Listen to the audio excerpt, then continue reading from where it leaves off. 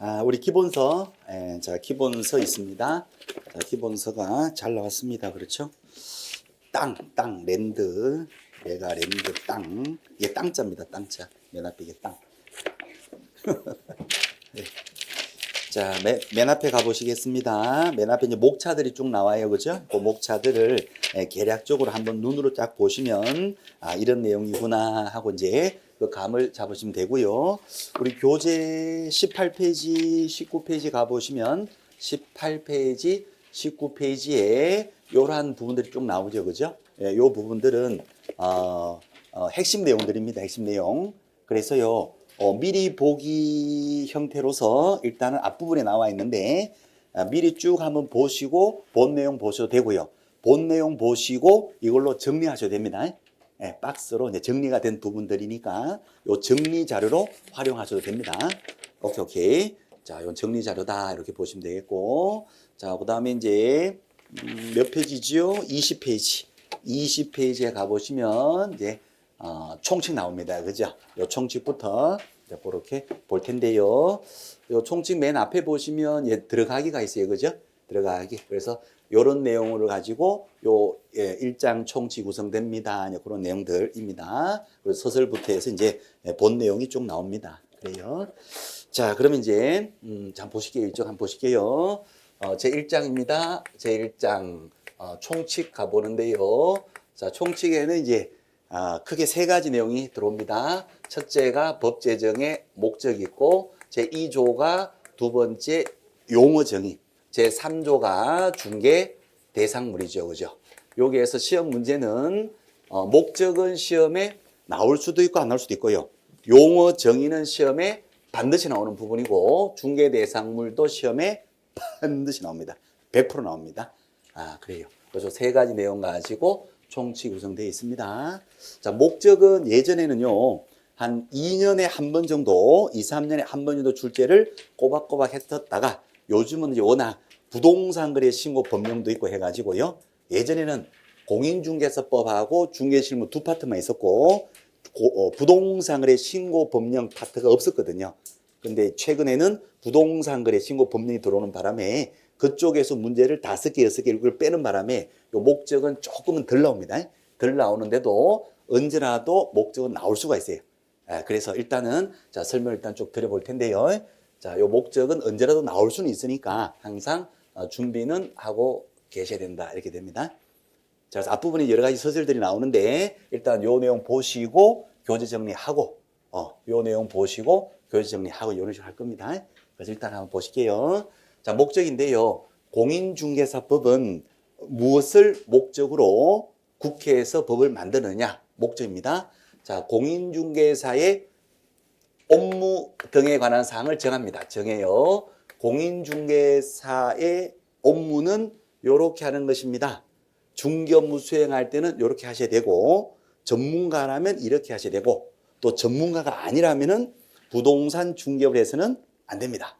이렇게 딱 정해요. 정해서 무엇을 제고합니까 하면 전문성입니다. 전문성을 제고 높이는 거예요. 그래서 전문가만이 부동산 중개업을 하는 거고, 일반인들, 자격이 없는 일반인들은 부동산 중개업을 하시면 된다? 안 돼요.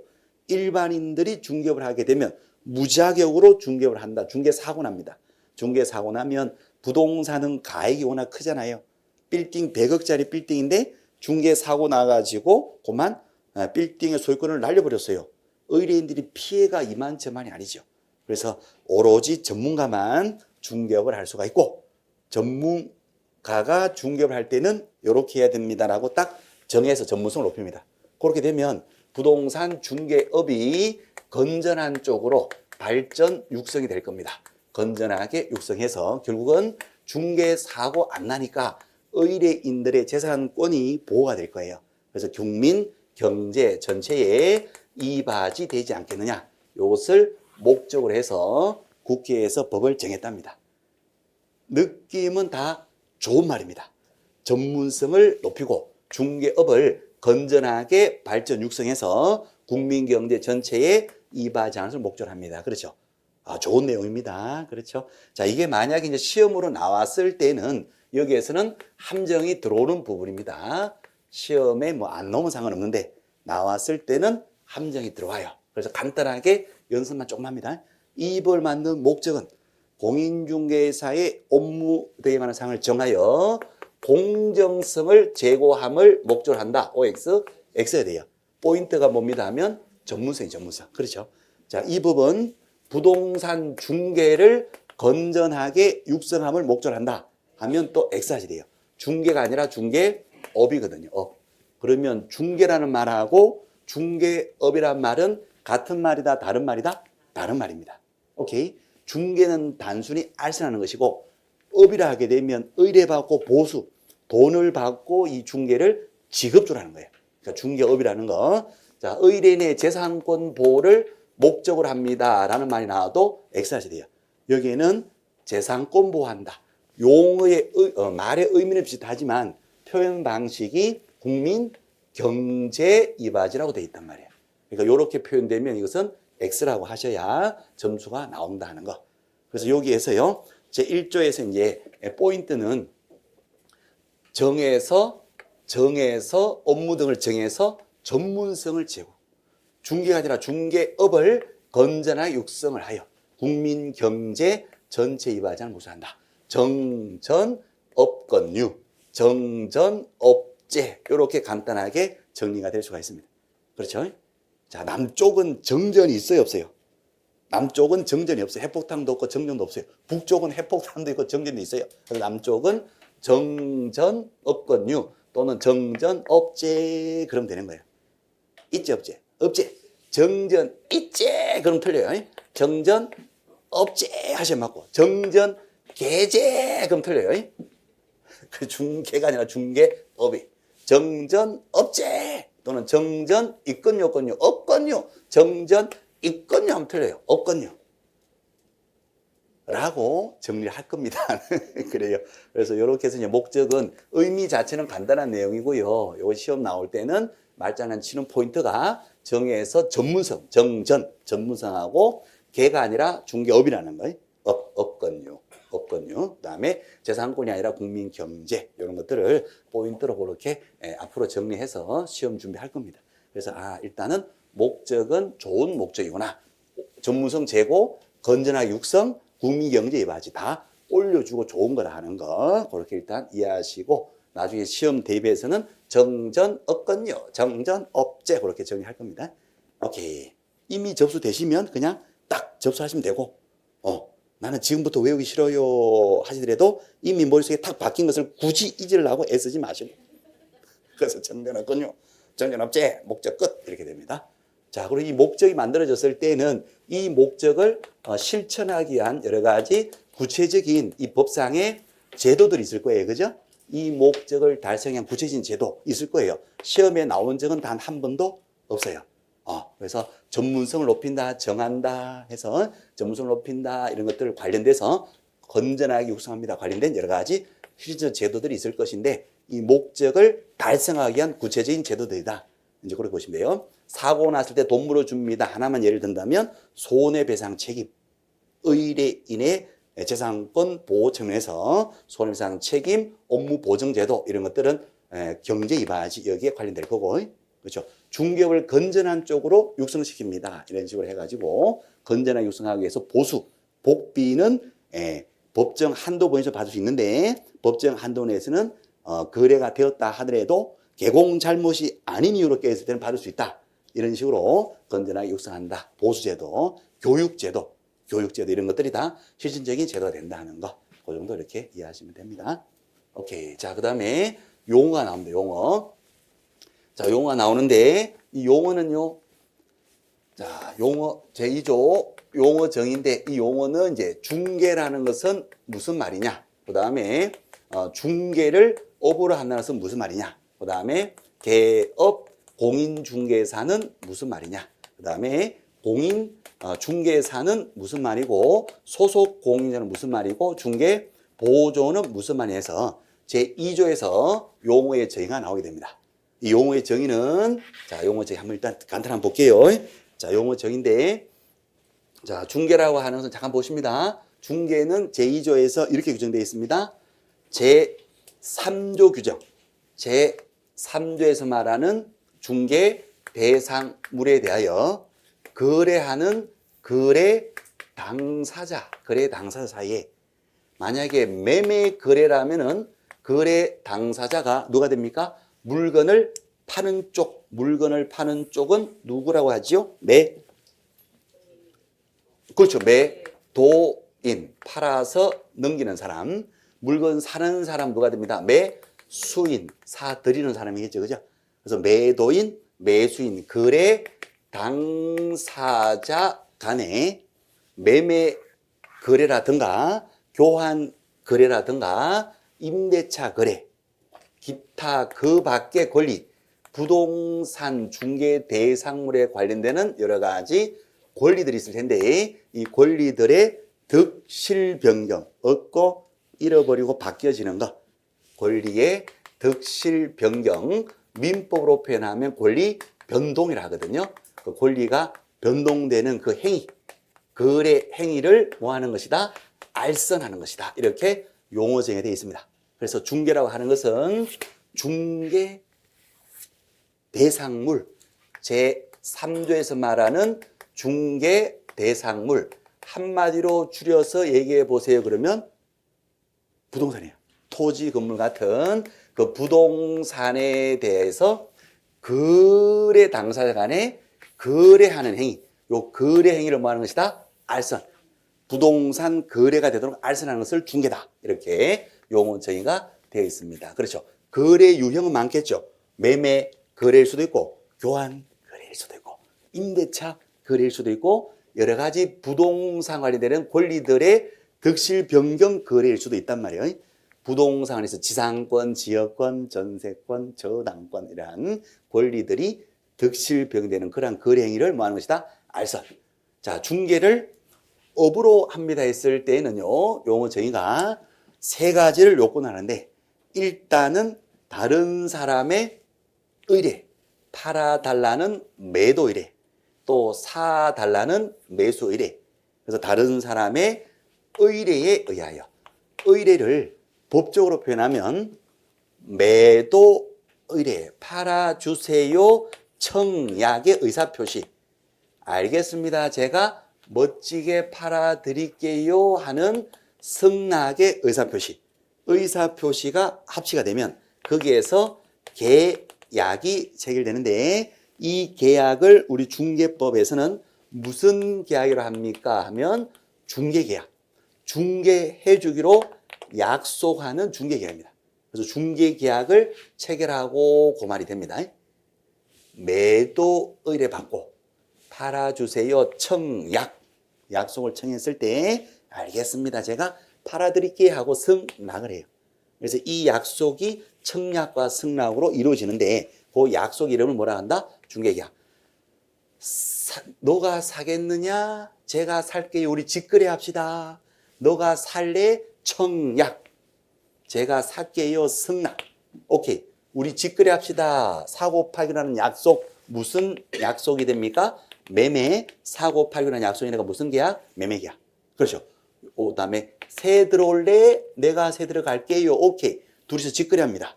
새 주고 새 얻는 약속을 합니다. 무슨 계약? 임대차 계약. 그러듯이 중개업을 하시는 개업 공유주자님, 중개업자님, 중개 좀 해주세요. 청약? 알겠습니다. 승낙. 그러니까 요 계약은 무슨 계약? 중개주란 중개계약.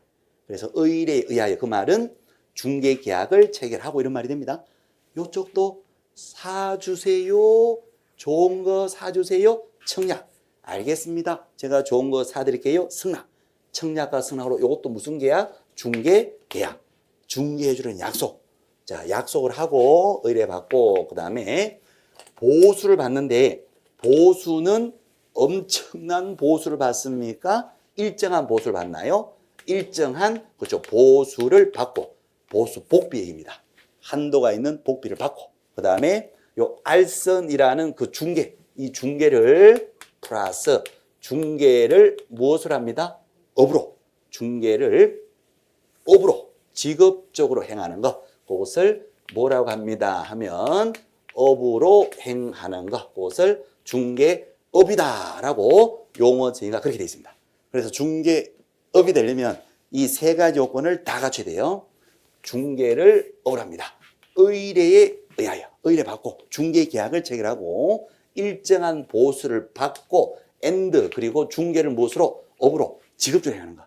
자, 직업적으로 행합니다 하는 것은 직업적이다 그 말은 법 규정은 없지만 해석상 불특정 다수를 대상으로 해서 직업적이니까 계속적 반복적으로 해야 되겠죠. 장사 하루 이틀 하나. 그래서 계속적 반복적으로 계속성을 가지고 합니다. 그리고 직업이니까 무엇을 목적으로? 영리를 목적으로 해서 영리 목적, 영리성이 보수받고 하고 요 말이 사실은 중복됩니다. 자, 그래서요. 직업적이라 그 말은 여기에서는 영리 목적은 요 보수니까 여기에서 영리성을 갖추고 플러스 불특정 다수를 대상으로는 뭘 한다? 의뢰를 받는 거예요. 그죠? 불특정 다수 대상, 의뢰. 누구라도 명함 보고 찾아오면 다 중개해 주는 거예요. 불특정 다수 대상. 그 다음에 계속적 반복적으로 영리를 목적으로 했을 때 그것을 직업적이다 하는 거니까 결국은 다수로부터 의뢰를 받고 일정한 보수를 받고 또 중개를 직업적으로 계속적 반복적으로 하는 것이 뭐다? 중개업. 그러니까 업으로 요 포인트는 중복되는 개념 빼고 나면 남는 게 뭡니까? 계속성이에요. 그랬어요. 자, 쉽게 합니다. 쉽게 할게요. 그래서 요 중개업을 하게 되면 다수로부터 의뢰받고 다음에 영리성을 가지고 계속적 반복을 했을 때 그것을 뭐라고 한다? 중개업이라 이렇게 하고 중개업에 해당된다 했을 때는 부동산 거래인이 알 수 있는 그런 중개를 의뢰받고 돈 받고 지급을 합니다. 중개업이 되는데 중개업에 해당된다 했을 때는 오로지 누구만이 할 수 있다? 공인중개사만이 할 수가 있습니다. 글자를 좀 잘 써볼게요. 개업, 공인중개사, 이 부동산 전문가만이 부동산 거래인이 알 수 있는 그런 중개를 의뢰받고 돈 받고 지급할 수 있는데 이 개업 공인중개사의 용어의 정의는 이 법에 의하여 중개 뭘까요? 사무소, 중개사무소 개설, 오픈을 해서 이것을 무엇을 한 자? 등록을 한 자. 대답해도 됩니다. 대답해도 돼요. 아이고 내용 다 아는데 대답도 못하겠고 미치겠네. 그러지 마시고 아는 내용은 그냥 대답하시고 그렇게 하셔도 됩니다. 마이크를 2개나 꽂으니까 제가 전국 방송 타는구나. 부담된다. 그렇게 생각하지 마시고 다 같이 우리 공부하시는 분들이에요. 마이크 2개를 꽂으라니까 꽂는 거지 뭐 제가 먹부리라고 꽂는 거 아니고 마이크 없이 하는 게 제일 좋은데 어쨌거나 그러니까 아는 내용 있으면 그냥 대답해도 됩니다. 그래요. 내용 다 안다. 그래도 하셔야 돼. 그리고 수업은 내가 모르는 것만 해주라. 그러지 마시고 처음부터 하는 거니까 기초 아주 이제 초보를 대상으로도 이제 수업이 돼야 되니까 일단 내용은 다 하는 겁니다. 그래서 혹시라도 나 공부 다 잘하는데 이거 다 아는데 하시더라도 처음 하시는 분들을 대상으로 하는 수업이니까 조금 이제 뭐 합니까? 기초부터 다시 차근차근 다진다 이렇게 생각하시고 보시면 되고 그래도 이제 아는 건 대답하셔도 됩니다. 뭐 때리거나 그러지 않습니다. 자, 어쨌든, 자, 그래요. 자, 그래서 개업공인자 뭐예요? 개업공은 이 법의 중개사무소 개설 등록을 한 자, 오케이 됐어요. 자, 그래서 등록을 한 자만이 부동산 거래인의 알선을 의뢰받고 돈 받고 지급적으로 할 수가 있습니다. 자, 일반인들은 한다, 못한다? 못한다. 그럼 일반인들을 뭐라고 표현할까요? 무등록인자. 등록된 자가 아니잖아요. 무등록인 일반인들이 부동산 중개를 억울합니다. 이거는 처벌된다 했어요. 어떻게? 처벌이 됩니다. 그렇죠. 나이스 땡큐. 3년 이하의 징역 또는 3천만 벌금으로 처벌돼요. 자, 그런데요. 법 조문에 있잖아요. 무등록 상태에서 중개를 업으로 했을 때 처벌합니다. 이 규정은 있는데 무등록으로 중개를 했을 때 처벌한다는 규정이 있을까요? 없을까요? 그 규정이 없어요. 그래서 무등록으로 중개를 업으로 업이라는 말은 의뢰받고 돈 받고 지급도 계속적으로 했을 때는 처벌되는데 이건 조문이 있는데 무등록으로 중개를 우연히 한번 했어요. 우연한 기회에 꼴랑 한번 했어요. 이럴 때는 처벌한다는 규정이 없어요. 그래서 무등록 중개는 처벌되지가 않습니다. 허용됩니다. 그래서 무등록 중개까지는 허용되는데 중개를 뭘로 했을 때 5분 했을 때 그때는 3년 3초로 처벌되는데 이 개념이 시험 문제에서 100% 반드시 나와요. 자, 결론은 무등록 중개까지는 처벌하지 않는데 그것을 의뢰받고 돈 받고 지급을 하게 되면 뭐가 된다? 처벌돼요. 그래서 무등록 중개업은 해서는 안 될 것이고 부동산 중개업은 오로지 누구만 한다? 개업 공인중개사만 한다는 거. 자, 그다음 여기에 이제 취직되어 있는 직원이 둘이 있어요. 그죠? 자격증이 있어요. 누가 됩니다? 소속 공인중개사. 소공. 또 자격증이 없어요 하면 중개 보조원 여기 됩니다. 계약서 쓴다, 계약서 못 쓴다. 이런 식으로 되고 시험 봐서 자격증만 취득한 상태, 자격증만 가지고 있는 상태를 뭐라고 한다? 공인중개사라고 합니다. 자, 이렇게 용어의 정의가 나옵니다. 자, 내용상으로는 중개하고 중개업이 같다 다르다? 다르다. 그렇죠? 중개하고 중개업은 달라요? 됐어. 중개하고 중개업이 다르다는 거 그거하고 공인중개사라는 말하고 소속 공인중개사, 개업 공인중개사 말이 같다 다르다? 다 다르다. 요거는 장롱면허, 요거는 자격증과 취직하신 분, 요거는 사무소 개설 등록하신 분. 요 의미가 다 다르고 요거하고 요거 의미도 다르다는 거. 오케이. 그것이 개념상의 중요한 개념이 됩니다. 다르다는 거. 그 다음 이제 내용상으로 무등록 중개업은 처벌되는데 무등록 중개는 처벌되지 않는다. 여기까지 정리하시면 됩니다. 나이스. 자, 그리고 이 내용은 어려운 거예요, 쉬운 거예요? 쉬운 거잖아요. 중개는 뭐 중개지 뭐. 중개업은 뭐 직업들을 하나 보지 뭐. 개업하신 분이고 소속된 분이고 자격증 없는 직원이고 자격증 있으면 공인중개사하고 내용은 쉬운데 이게 시험 나올 때는 말장난 치듯이 함정을 타서 나오니까 거기다 또 연습을 할 겁니다. 오케이. 자, 여기까지 해서 이제 자, 그럼 우리 교재요. 자, 우리 교재 쭉 한번 일단 훑어볼 겁니다. 자, 앞부분에 이제 20페이지에 이 서술 부분 나오는데 요거는 나중에 시간 많으실 때 편안하게 한번 읽어만 보셔요. 부동산 중개에 관해서는 가장 기본법이다 하는 거. 변호사들에게 변호사법이 있듯이 우리 공인중개사에게는 어떤 법이 있다? 공인중개사법이 있다. 기본법이다 하는 거. 요 정도 이제 시간 나실 때 편안하게 읽어만 봐주시고 시험하고 지수진 관련되는 건 아닙니다. 그래서 나중에 우리가 1, 2월 달 가서 8주 과정 할 때 그때 가서 조금 말씀드릴 테니까 일단은 편안하게 읽어만 봐주시고 자, 그 다음 이제 법의 구성이 아까 그 구성이 나왔었거든요. 자, 법률 구성인데 여기에서는 요건 알고 계셔야 됩니다. 국회에서 만든 공인중개사 법이 있고 법률 그 다음에 법률로 다 규정을 하지 않고 세부적인 하부 규범도 있어요. 그죠? 만약에 법으로서 다 규정해 버리면 내용을 바꾸고자 할 때 법을 바꿔야 돼요. 법을 바꾸려면 절차가 복잡하단 말이에요. 그래서 행정명령으로서 대통령 명령이 있는데 대통령이 이렇게 하라는 명령. 이것은 어떤 형태로 규정되어 있습니까? 시행령의 형태입니다. 그렇죠? 그러니까 시행령은 곧 뭐다? 대통령령이다. 이게 같은 말이다. 요건 알고 계셔야 돼요. 자, 시행규칙은 세부적인 규칙은 국토교통부령. 국토부 장관이 부령으로 세부적인 규칙을 정했는데 요걸 다 묶어서 얘기할 때는 법령이라고 하잖아요. 그죠? 자, 결론. 시행령은 대통령이고 시행규칙은 국토교통부령이다. 네. 대통령은 시행령이고 국토부령은 시행규칙이다. 요 결론은 알고 계셔야 될 것 같아요. 기본적으로. 되셨죠? 네. 시행령에 따르면 그 말은 대통령에 따르면 같은 말이고 시행규칙에 의한다 하게 되면 국토부령에 의한다. 같은 말이라는 거. 그거 하나는 잡아주시고. 자, 그 다음에 넘어갑니다. 이제 한 페이지 넘겨보시면 22페이지에 가시면 법 제정의 목적 나오죠? 이 목적은 나중에는 외우셔야 됩니다. 오늘은 그냥 좋은 말이구나 이렇게 하셔도 되는데 나중에는 외워주셔야 됩니다. 그죠? 자, 포인트가 아까 목적은 정전, 인건유, 건유, 정전, 업건유. 그죠? 그래서 정전, 업건유.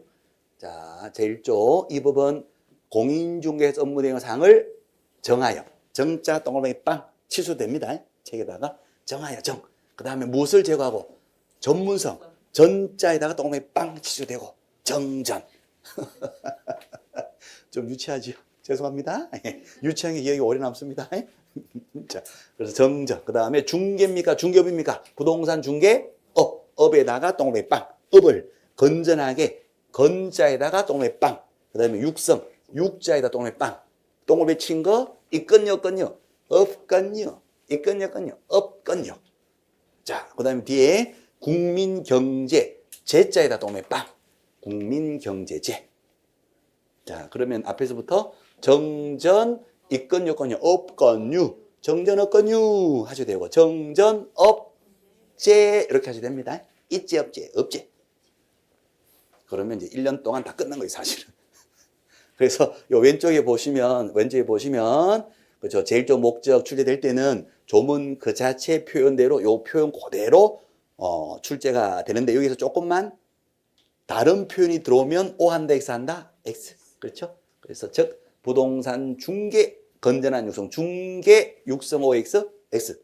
건전한 지도 육성 이런 말도 나온다 안 나온다? 지도 육성 안 나오죠. X.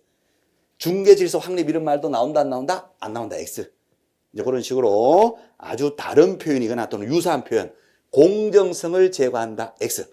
중개를 건전유사한다. X. 이런 식으로 유사한 표현이거나 다른 표현을 써가지고 틀린 질문으로 그렇게 출제될 때는 그렇게 출제가 됩니다. 나이스. 자, 그 다음 밑에 거는 편안할지 때 참고로 읽어보시면 됩니다. 밑에 거는 편안할 때.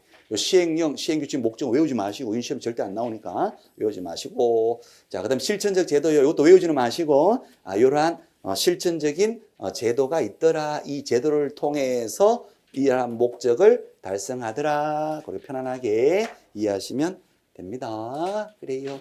오케이. 자, 그 다음에 용어 정의 갑니다. 오른쪽 23페이지. 자, 23페이지에 용어 정의가 나오는데, 요거는 시험 문제 몇 프로 나온다? 100%. 그렇죠? 용어 문제 26, 27, 28, 29, 30, 31에 이렇게 또 나오겠죠. 용어 정의는 통으로 한 문제를 딱 줄 수도 있고, 최소한 지문으로 빼가지고 두세 개 지문으로 나오기도 합니다. 그래요. 자, 같이 보실게요. 제2조. 이 법에서 사용하는 정의는 다음과 같다. 1호 보시면 중개. 자, 중개를 하면 제3조 규정한 중개대상물.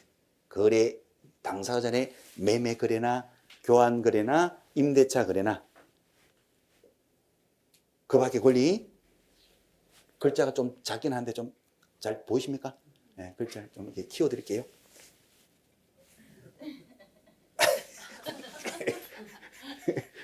자, 그래요. 자, 그래서요. 그 밖의 권리에 득실병행하는 행위를 뭐 하는 것이다? 알선. 자, 똥울뱅이를 쳐보시는데 어디다 똥을 칠까요? 알선. 중개는 곧 뭐다? 알선이 알선. 거래가 되도록 거래 행위를 알선 도와주는 건 그렇습니다. 알선. 여기에 보수받고 이런 말은 없어요. 그냥 중개는 그냥 알선이에요. 자, 2호 공인중개사 하면 이 법에 의해서 자율취득자를 말한다. 어디다가 똥을 칠까요? 물론 취득에도 똥을 쳐도 되는데요. 자격에다 똥을 쳐보겠습니다. 자격. 그러니까 시험 봐서 자격증을 취득했어요. 자격증만 가지고 있어요. 그럼 뭐가 됩니다? 공인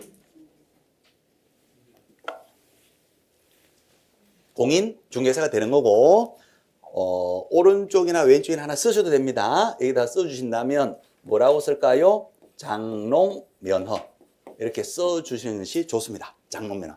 나중에 이제 시험 볼 때 이게 헷갈릴 수가 있거든요. 그래서 공인중개사는 그냥 자격만 갖고 있는 상태입니다. 이 자격증을 가지고 종사하는 자를 말한다. OX. X. 종사한다는 말이 없잖아요. 그냥. 그렇죠. 그냥 자격을 취득한 자. 장롱면허 상태를 공인중개사라고 하는 거예요. 자격을 취득하여 등록한 자를 말한다. X. 등록하면 용어가 개업 공인중개사로 바뀝니다. 그래서 공인중개사는 그냥 장롱면허라는 거. 자, 3호 중개업. 세 글자지요. 요건도 세 가지. 다른 사람의 의뢰. 의뢰에다 동그라미 빵. 중개 계약을 체결하고 그런 말이죠. 일정한 보수 동그라미 빵. 복비를 받는데 엄청난 복비를 받고 아니라 일정한 보수. 자, 뒤에 중개를 무엇으로? 업으로 동그라미 빵. 업으로라는 말은 직업적이다. 뭐다? 계속적, 반복적이다. 그 말이겠죠. 그죠? 그래서 계속성. 요 계속적으로 반복적으로 보수받고 의뢰받고 중개를 업으로 행하게 되면 중개업. 업이라 이렇게 한다는 거. 오케이. 자, 개업 공인중개사 4호. 개업은 누굽니다? 이 법에 의해서 중개사무소 개설 등록한 자. 어디다가 똥을 비칠까요? 등록에다가 똥을 빵. 등록. 사무소 등록하면 누가 된다? 개업 공인중개사 됩니다. 등록을 하여 중개업을 영위하는 자를 말한다라고 시험 나왔었거든요. O 한다, X 한다? X. 네. 어디 가셔요? 다른 책 갖고 오셨어요? 아, 그렇구나. 과목이 처음에 막 헷갈려요. 과목이. 표지가 똑같아가지고, 표지가 똑같아가지고. 자. 그래서 여기다가 이제 사진을 붙이기도 합니다. 뭐 강사 사진을 붙여놓거나 이렇게. 뚱땡이는 뚱땡이 사진, 뭐 이렇게 붙이기도 하고. 어쨌거나. 자, 그러면, 자, 할게요. 자, 보실게요. 개업은 어디다 똥을 쳤습니까? 등록. 자, 5호 소속 공인, 소공이죠? 소속 공인사를 하면 개공에 소속된 공인중개사로서 자격증 갖고 취직하신 분이에요. 그죠? 로서 가로 열고 개업 공인중개사인 법인. 개업 공인중개사. 우리 중개업 하시는 개공이가 개인 사업자일 수도 있고 회사 법인 사업자일 수도 있네요. 그죠? 개공인 그 법인 사업자의 사원 또는 임원, 경영진을 얘기합니다. 사원 또는 임원. 자, 임원에다가 신경 쓰시면 됩니다. 상무이사, 전무이사, 임원인데 공인중개사 자격증 갖고 있는 자를 포함한다, 제외한다.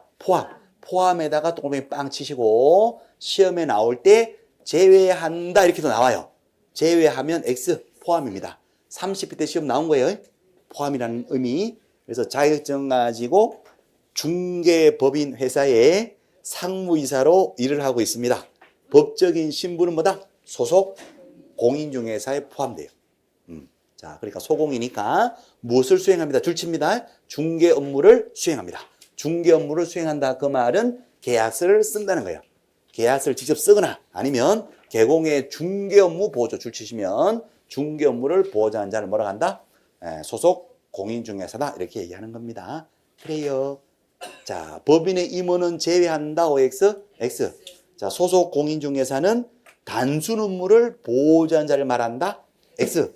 중개 업무를 직접 수행하거나 계약서 쓰거나 사장님 계약서 쓰는 것을 도와주는 거예요. 중개 업무를 보조하는 거예요. 오케이, 나이스. 자, 그러면 자 6호 중개 보조원. 보조원은 뭐가 아닌 자로서 줄 한번 쳐보실게요. 공인중개사가 아닌 자 줄 한번 쳐보시면 조 말이 꼭 있어야 돼요. 그러니까 자격증 없이 일을 하셔야 돼요. 자격증을 가지고 보조하게 되면 뭐가 된다? 소속 공인중개사 돼버리니까 보조는 반드시 공인중개사가 아닌 자로서 개공에 소속이 되어 현장 안내, 일반 서무 등 개공의 중개 업무 관련된 단순한 업무를 보조하는 자. 단순 동그라미 빵, 보조 동그라미 빵.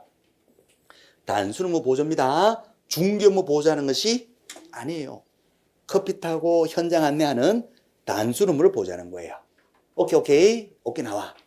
자, 그러면 이 내용 자체는 쉬운 내용인데 요걸 가지고 시험 나올 때는 말장난 치는 겁니다.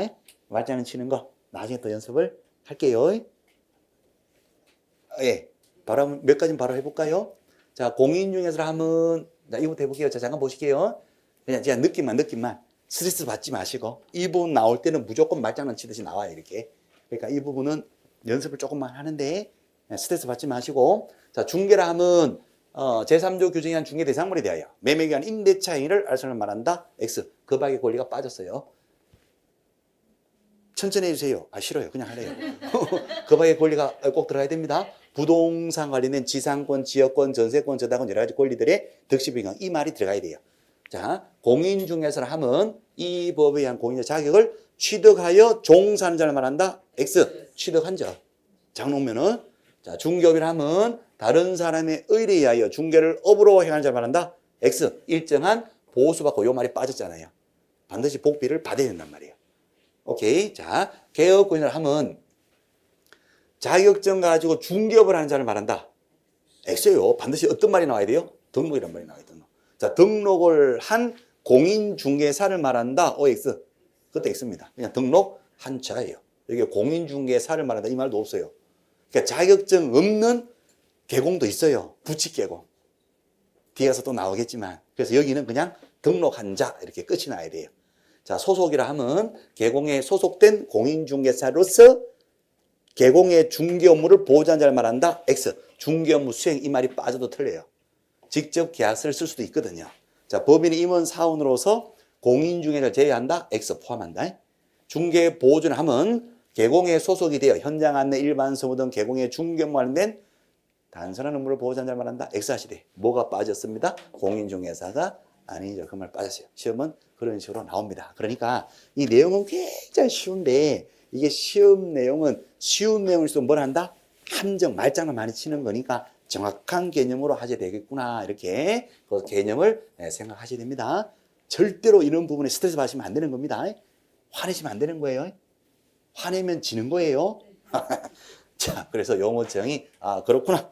자, 그렇게 봐주시고. 자, 그 다음에 밑에 이제 박스 밑에 보시면 중개부터 여러 가지 내용들이 나오는데, 자, 그 내용들은 간단하게만 볼 겁니다. 일단은 용어적인 그 자체가 중요한 거니까. 자, 그래서 그 내용들은요, 그냥 한번 제가 개략적으로 설명만 드려볼 테니까 편안하게 한번 들어보실게요. 자, 중개하고 관련된 내용인데요. 중개는 제3조 중개 대상물에 대하여 거래 등서지간에 매매한 임대차 그 밖의 권리에 덕실 변경하는 행위를 말하는 것이다. 알선하는 것인데 이 알선의 성격 중개는 곧 거래가 되도록 알선하는 것인데 알선행위 중개행위의 성격은 어떤 성격이냐. 일단은 전문가로서 자기의 독자적인 활동을 합니다. 시키는 대로 심부름꾼을 하는 게 아니에요.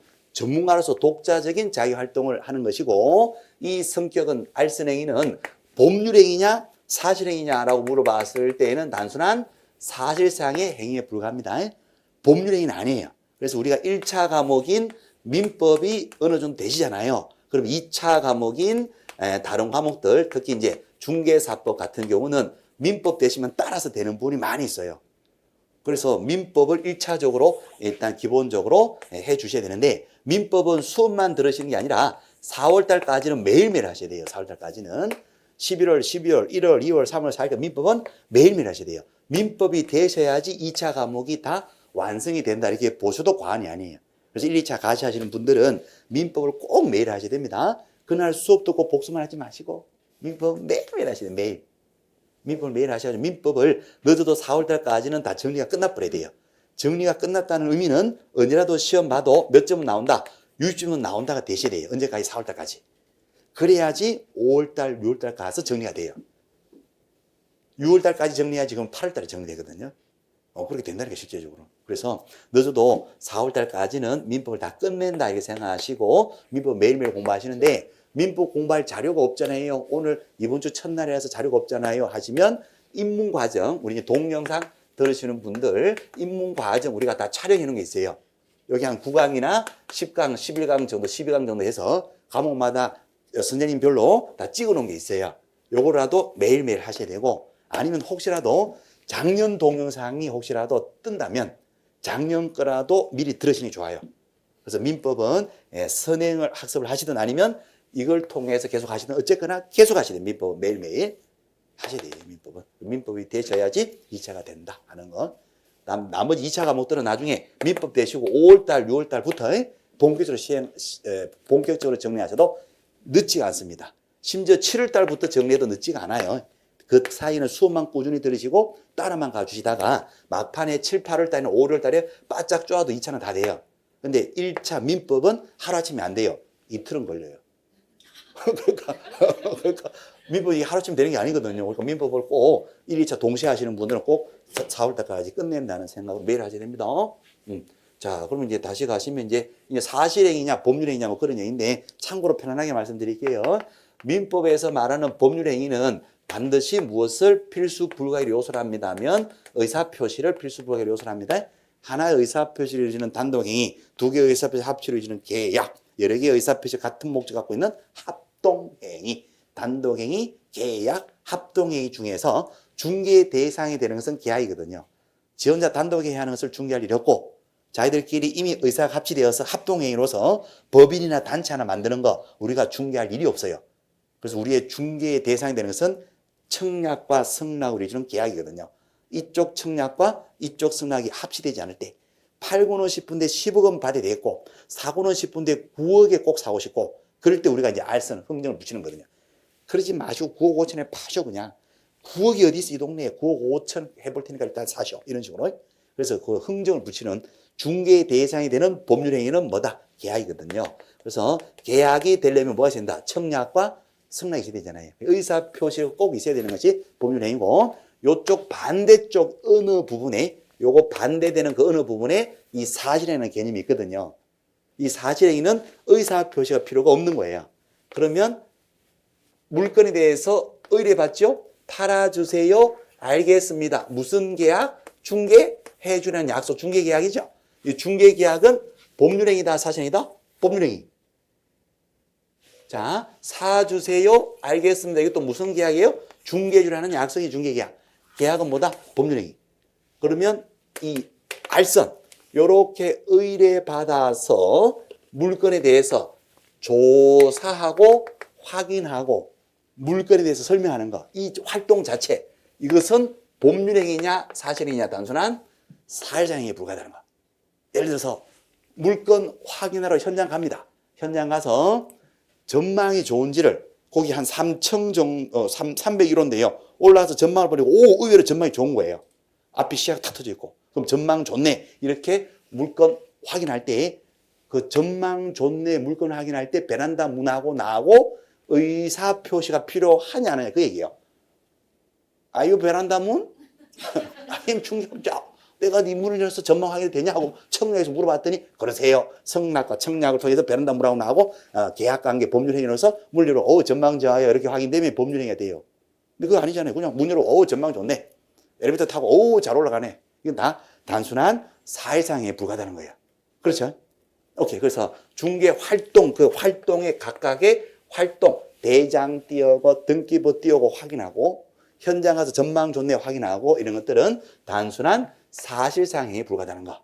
오케이. 자, 이렇게 중개해서 만약에 매도, 매수 의뢰인 사이에 매매 계약이 되었다. 사고 팔기라는 매매 계약이 되었다면 이 매매 계약은 법률행위다, 사실행위다. 법률행위죠. 뭐 계약이니까. 그래서 계약 나오면 법률행위입니다. 그냥. 의사표시 청약, 승낙이 있어야 되니까. 근데 청약, 승낙 필요 없는 거 이런 것들은 단순한 사실상행에 불과하다는 거. 오케이, 나이스, 브라보, 땡큐. 그래서 중개계약의 중개 행위, 중개 활동 자체의 성격은 단순한 사실행위. 오케이. 길 진행하다가 금덩어리 발견하고 유실물 습득 매장물 발견, 금덩어리 발견하고 지갑 줬듯이 이런 건 다 사실행위 불과한 거예요. 나이스. 자, 그 다음에 이 사실행위를 왜 하는 겁니다? 영리 목적이니까 상행에 들어갑니다. 이런 내용인데 우리가 복비를 받기 위해서 중개하는 거니까 중개의 성격은 단순한 상행에 들어갑니다. 오케이. 자, 포인트는 사실행위라는 거예요. 그죠? 자, 그 다음에 이제 알선, 요 중개를 여러 가지로 나누어 볼 수도 있는데 외우지 마시고 그냥 들어만 보셔도 됩니다. 중개를 나눌 때 뭔가 기준을 가지고 중개를 여러 개로 이렇게 나누어 볼 수도 있다는 거예요. 그죠? 그죠?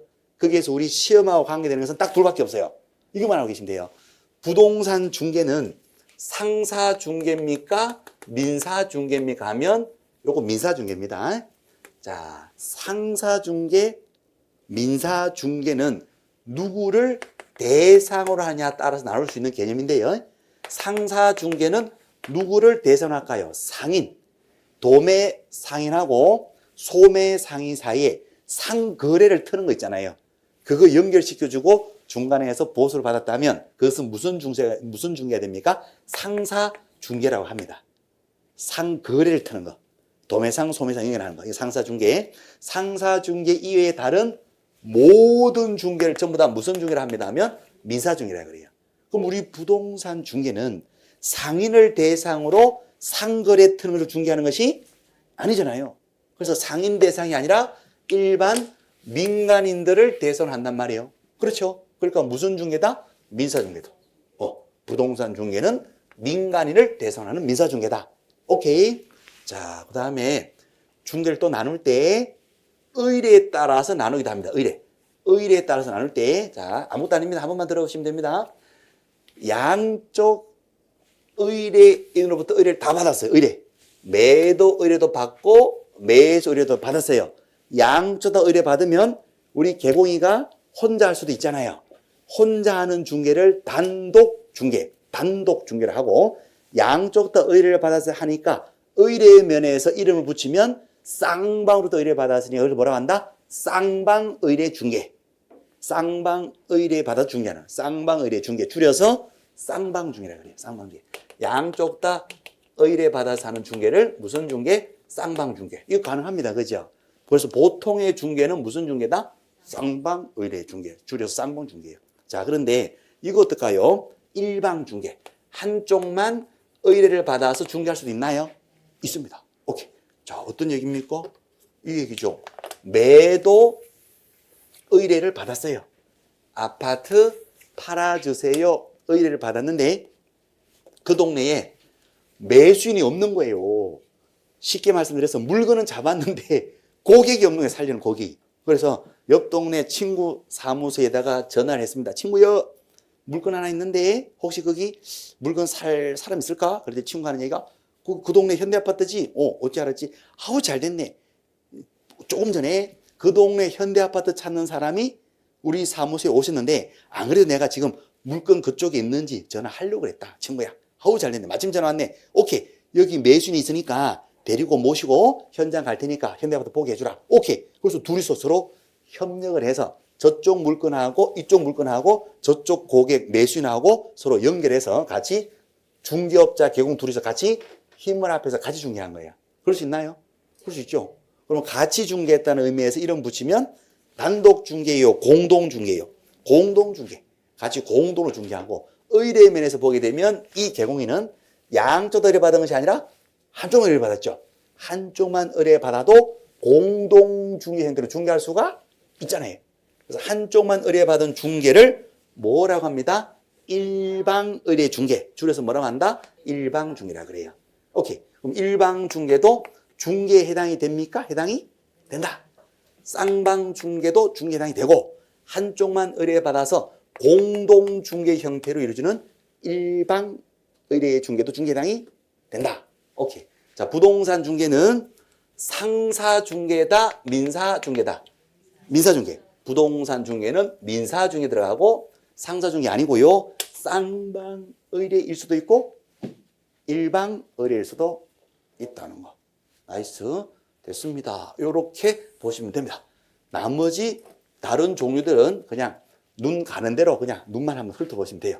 물건이 한국 안에 있느냐? 국내 중개. 물건이 외국에 있느냐? 국제 중개. 혼자 있느냐? 단독 중개. 같이 있느냐? 공동 중개. 그죠?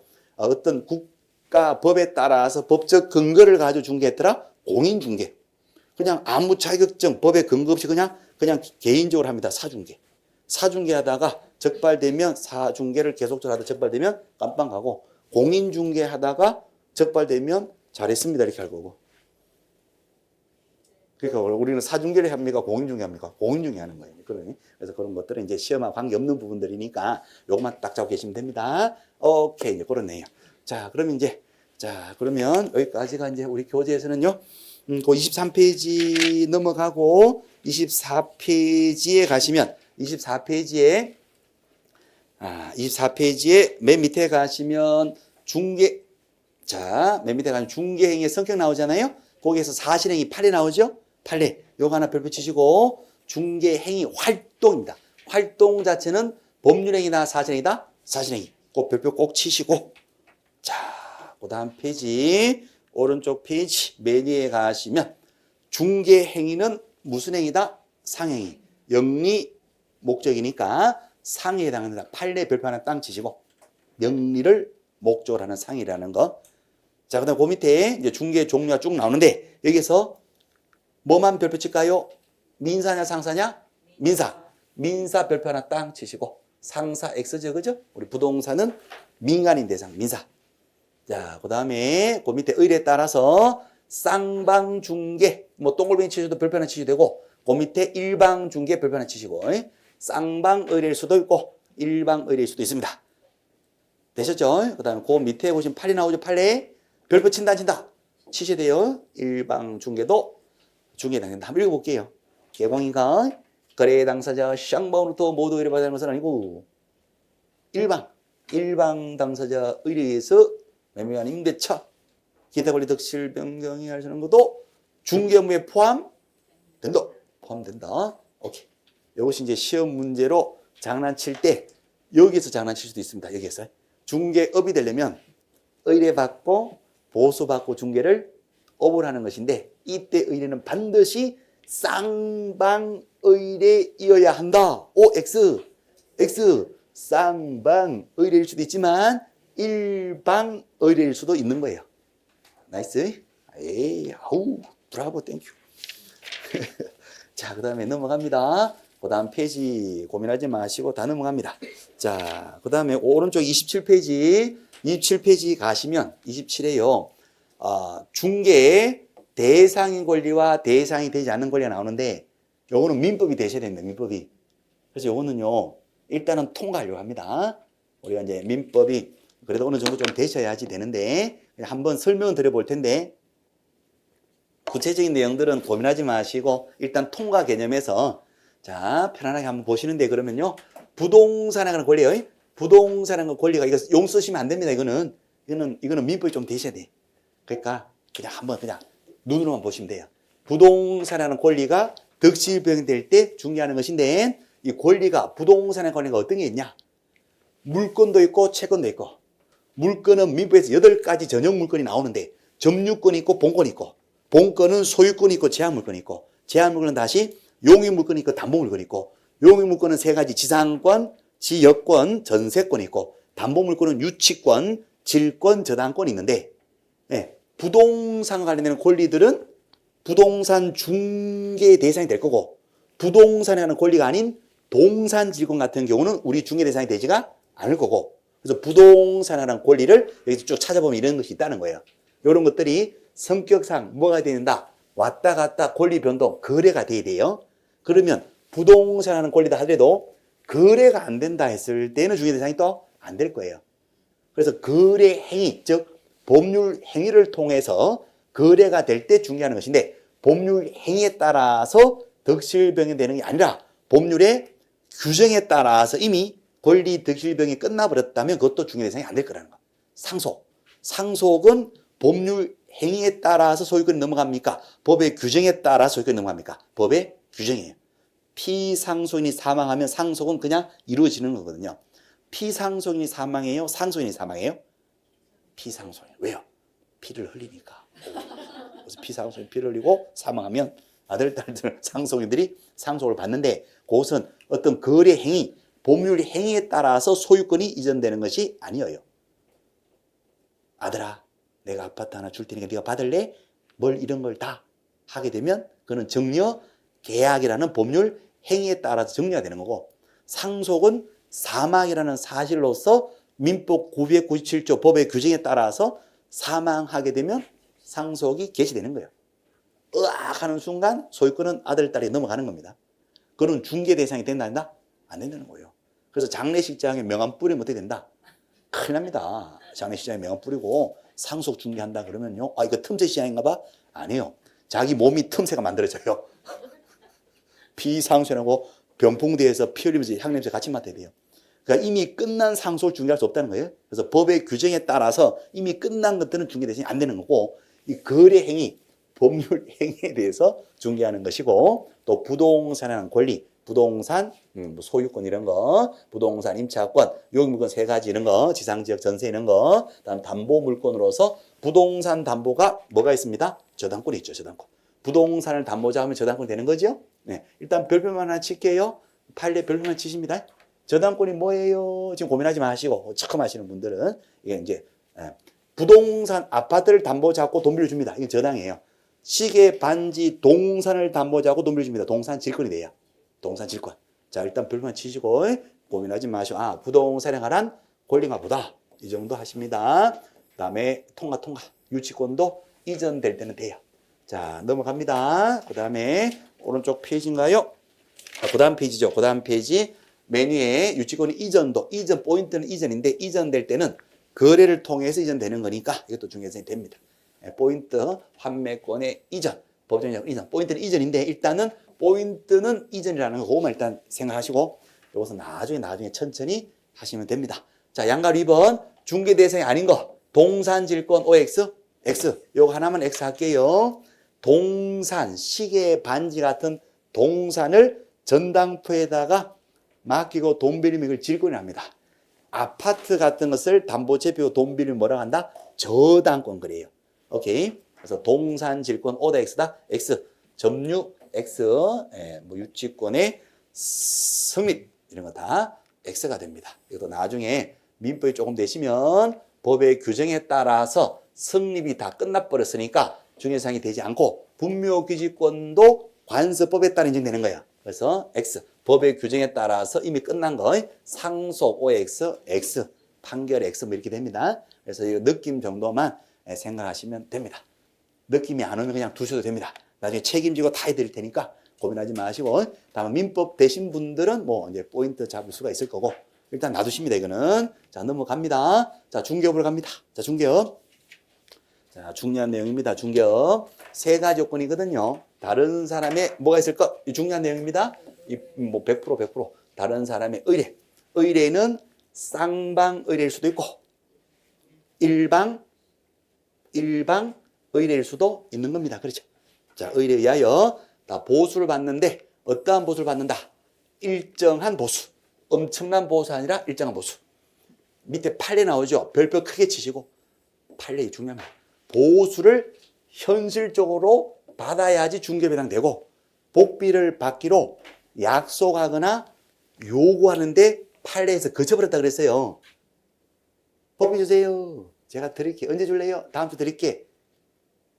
그게 거쳐버렸어요. 다음 주에 못 받았단 말이에요. 그럼 현실적으로 복비를 못 받았으니까 중개한 것은 맞지만 중개를 업으로 한 것이 아니다.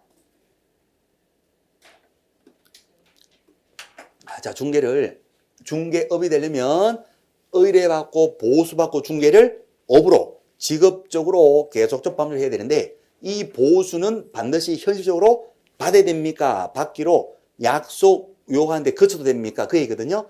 반드시 받아야 돼요. 그래서 현실적으로 받지 않았다면은 중개를 업으로 했다고 할 수가 없습니다. 그래서 무등록으로 했다 하더라도 복비를 못 받은 경우는 무등록 중개를 한 것이지 중개업을 한 것은 아니다. 처벌이 된다 안 된다? 안 된다 하는 거. 처벌이 중요합니다. 그래서 복비를 현실적으로 받아야지 중개업에 해당된다는 거. 오케이, 이거 중요합니다. 별표 크게 치시고 바로 밑에요. 중개를 억울합니다. 거기서 하나만 찍으시면 포인트가 뭐가 됩니까? 이 계속성입니다. 니은의 계속적 반복적. 자, 그래서요. 우연히 꼴랑 한번 했어요. 우연히 꼴랑 한번 했을 때는 업으로 한 것이 아닙니다. 그래서 그때는 무등록이 하더라도 처벌되지가 않는 겁니다. 오케이. 그래서 계속적 반복적으로 하셔야 된다는 거. 그렇습니다. 자, 그 다음 페이지 가보실게요. 판례 나오죠? 이게 99.99%. 자, 이 판례는 중개를 업으로 한다 의미 반드시 보시는 거고, 업을 한다. 여러 가지 종합적으로 고려하는데, 동글비 2번, 우연한 게 꼴랑 한 번 했어요. 계속적 반복적으로 한 것이 아니잖아요. 그래서 무등록이다 하더라도 이때는 처벌되지가 않습니다. 이거 꼭 보시고, 오케이. 다음 요거는 다음에 할게요. 우연히 한 번이냐, 사무소 차려놓고 한 번이냐, 그것도 또 다르기는 다른데, 사무소 차려놓고 한 번은 시험이 거의 안 나오거든요. 그러니까 일단 우연히 한 번에 한 것은 계속적 반복을 한 것이 아니니까 중개를 했다 하더라도 업을 한 것이 아니다는 거. 나이스. 그러면 업이냐 아니냐 왜 이렇게 구별을 한다고요? 구별의 실익. 그렇죠. 구별의 실익. 3번 구별의 실익 중요하죠. 처벌이 되느냐 안 되느냐 이것을 구별하는 거예요. 그렇죠. 무등록 중개 업으로 했을 때는 깜빵 처벌되는데 다만 무등록이다 하더라도 업에 해당되지 않는다면 처벌되지가 않는다는 거. 요것 때문에 한 인생을 깜빵 보내느냐 안 보내느냐 관계에서 굉장히 중요한 개념이 되고 시험에서는 해마다 물어보는 개념이에요. 나이스. 꼭 보시고. 자, 그 다음에 개업공인사 개공인데 개공의 종류가 개공은 등록한 자지요. 개공의 종류가 몇 종류 있습니까? 하면요. 네, 세 종류가 있습니다. 법인 사업자가 있어요. 법인인 개공. 줄여서 중개법인. 요 법인의 대표자 사장님은 반드시 공인 중개자격증이 꼭 있어야 됩니다. 그 다음에 두 번째가 이 자격증 가지고 개인 사무소로 등록하신 개인 사업자 등록하신 공인중개사인 개업공인중개사. 자, 그다음 세 번째가 부칙상의 개공, 이른바 복덕방 중개인 나옵니다. 자, 우리 법은요. 자, 법은 독일법의 영향을 받았다 했습니다. 그렇죠? 그래서 우리 법은요. 성문법주의죠. 법 조문을 다 갖고 있는 거예요. 영미법은 불문법주의인데 우리들은 법 조문을 갖고 있는 성문법주의고, 이 성문법인데 독일법의 영향을 받아가지고 이 본칙과 부칙이 있고요. 본칙은 본래의 법 내용이고 부칙은 여불떼기의 뒤에 붙어있는 규칙입니다. 이 본칙은 법의 내용 그 자체인데 그 내용은 어떻게 규정합니까? 독일법 영향 받아가지고 맨 앞에는 뭐가 나온다? 총칙, 총체적 규칙이 나오고 그 다음에 각칙들이 나오고, 그죠? 그 다음에 이 각칙을 보충하는 보칙이 나오기도 하고, 또 공법 영역, 국가가 규율하고 규제하고 위반 시에 처벌하는 공법 영역에서는 뭐도 있다? 벌칙도 나옵니다. 이런 식으로 보통 구성이 되고, 그 다음에 이제 본칙 말고 이제 부칙은 이 법의 시행 규정을 둡니다. 이 내용의 법은 공포를 한 날로부터 바로 시행된다. 또는 이 법은 대통령 공포가 되고 6개월 후부터 시행된다. 이러한 내용이 부칙이 나오거든요. 그래서 우리 법은 다 이런 식으로 이제 구성이 되어 있습니다. 그래서 이제 부칙은 법의 내용이 아니라 이 법의 시행과 관계되는 거예요. 나이스. 그러면 이 부칙에는 법 내용이 없는 것인데 이상하게도 우리 공인중개사법은 이 부칙에다가 뭔가 규정된 개공이 한 분이 계셔요. 이분이 누구냐 하면 복덕방 중개인이에요. 자, 우리 공인중개사 시험이 짧게 85년도에 1회 시험이 치러져요. 그러면 85년 그때부터 자격증이 발급이 됩니다. 그죠? 그럼 85년 이전에는 공인중개사 자격증이 있다 없다? 없잖아요. 없어. 그럼 85년도 이전에는 공인중개사 자격증 자체가 없죠? 그럼 그때는 중개업을 했다 안 했다? 그때도 했어. 그때도 했는데 자격증 없이 하시던 분입니다. 당시 누구라도 소개영업법을 근거로 신고만 하면 부동산 중개를 할 수 있었고, 중개업법 83년도에 만들어졌을 때 누구라도 사무소 허가받으면 다 할 수 있었고, 그것이 이제 나중에 등록제로 바뀌게 되는데 어쨌든 자격증 없어도 누구라도 할 수 있어요. 그때 사무소 이름이 복덕방, 생기복덕발랄한방, 줄여서 복덕방이라 그랬고, 그때 당시에 자격증 없이 하시는 분이 누굽니다? 복덕방 중개인이라 그랬어요. 이분들이 지금까지도 일부 한 몇백 명 되십니다. 아직도 영업하시는 분이 계시는데, 이분들에 대해서는 이 본칙에다 규정하지 않고 어디다 규정합니까? 부칙 6조 여기다 규정하고 있어요. 그래서 옛날에 영업을 하시는 분들은 자격증이 없이 하시는 분들인데 그분들도 그냥 개업 공인중개사 등록한 것으로 인정해줘 버려요. 그냥 부칙에서. 그래서 부칙에 따라서 개공으로 인정받는 개업공인사, 부칙상의 개공, 부칙 규정에 따라 등록을 한 것으로 봐주는 자, 복덕방 중개를 얘기합니다. 자, 이분은 결정적으로 경력도 많으시고 거의 뭐 중개의 신이라고 할 수 있죠. 신이란 말은 좀 그런데. 그래서 이때 이분들은 사람 들어오면 보면 눈만 보면 다 바랍니다. 경력이 워낙 많으시니까. 땅 팔러 왔구만. 아파트 사러 왔구만. 옆 사무실도 보냈구만. 자, 어쨌든 자, 경력도 훌륭하시고 다 우리들이 어떻게 보면 선배라고 볼 수 있는데 결정적으로 뭐가 없다? 자격증이 없어요. 자격증이 없다 보니까 이 부칙에서 제한합니다. 그래서 이 부칙에서 여러 가지 세 가지를 제한하는데 일단은 뭐 경매, 자 그냥 편안하게 보십니다. 경매, 공매 못해요. 경매 물건 소문 못되고, 그 다음에 사무소 명칭 간판 달 때 공인중개사 사무소 이런 간판을 못 달아요. 그 다음에 업무 지역도 제한받습니다. 정우 물건을 이분들은 다 정우 물건 다 중개하는데 이분은 사무소가 있는 특광도 그 동네 거만 합니다. 서울에 계시면 서울 거만, 부산에 계시면 부산 광역시 안에 거만, 경기도 계신 분들은 경기도 안에 거만 할 수가 있어요. 이 부분에 대해서는요, 부칙 개공인데 페이지 하나만 적어 보실게요. 자, 부칙 개공이가 우리 다음 주에 또 나오는데 부칙 개공에 대해서는요, 페이지 하나만 적습니다. 자, 부칙 개공은 어디에 그 내용들이 자세히 나오냐면요. 115페이지입니다. 115, 115. 115페이지에 맨 밑에 115페이지에 맨 밑에 보면 맨 밑에 요 박스 정리되어 있거든요. 그 박스 밑에 보면 요 부칙계공 이렇게 나와요. 부칙계공. 거기에 이제 세 가지 제한받는 난항도 다 나오거든요. 그래서 그때 가서 또 말씀을 드릴 테니까. 그래서 용어 자체가 이 부치란 말이 뭐냐? 본칙이 있고 부칙이 있는데 본칙상의 계공, 원래의 계공, 자격증 가지고 요건 가져서 등록하신 법인 사업자도 있고 개인 사업자도 있고 그 다음에 여불떼기로 붙은 부칙이 있는데 그 부칙에 특별히 규정된 분이 한 분 계신데 자격증이 없더라. 옛날부터 하시던 복덕방 중개인이더라. 자격증이 없다는 이유로 뭔가 제한이 있더라. 이렇게 생각을 하시면 됩니다. 오케이. 그래서 계공의 종류, 몇 종류? 세 종류.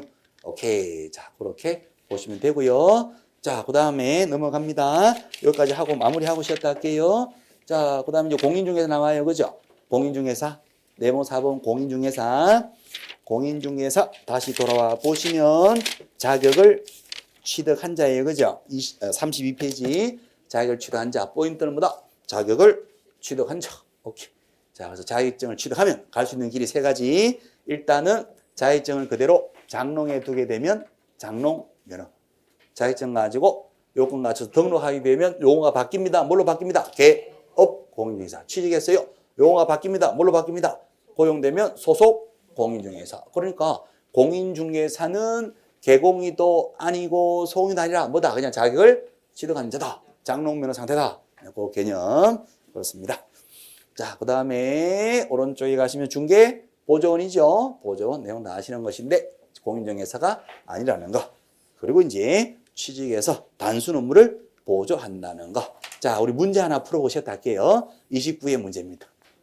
예. 조금 시간이 조금 길었지만 자, 요거 이제 볼 수가 있는 겁니다. 예. 자, 29의 문제입니다. 아니, 오늘 첫 수업인데 바로 문제 하나 풀려요. 이런 경우가 있나요? 그래요. 이 과목은 그래요. 자, 그러면 1번 문제 하나 보고 이제 쉬었다 하겠습니다. 법령사 요거 중에 틀린 것을 찾아라. 29의 기출문제 1번. 개업 공인중개사라 하면 공인의 자격을 가지고 중개업을 하는 자를 말한다. X. X. 그렇죠? 어떤 말이 나와 있나? 개공이란 말은 법적으로 이 법의 중개사무소에서 등록한 자. 등록이 나와야 돼, 등록. 등록을 해야지 개업이가 되는 거예요. 그죠? 그래서 1번 X. 이거를요, 이런 식으로 이제 법적으로 개업 공인을 하면 법제 2조 용어정에 따라서 등록을 한 자, 이걸 찾으셔야 되는데, 이렇게 법적으로 접근하지 않고 그냥 우리가 일반, 그냥 상식으로 접근하시려면 개공 사장님인데 자격증 갖고 중개를 업으로 한다. 맞네? 이렇게 돼요. 그러면 개공이가 자격증 갖고 중개하시면 개공이지. 그러면 이 사람은 그럼 개공이 아니고 뭐요, 이게? 이렇게 하시면 본인이 속상하고 점수 못 받으니까 짜증나요. 열받죠, 스트레스 받고.